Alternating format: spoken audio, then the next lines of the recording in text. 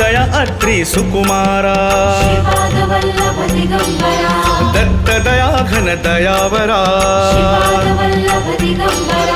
पद्मकमण्डलु गदाधरा त्रिशूल हे शोभेकरा षड्वित आयुध परिकरा पूर्णानंदा अवतारा शुभस्म रुद्राक्षाभरणा भवभय दुःख निवारणा काश्यायां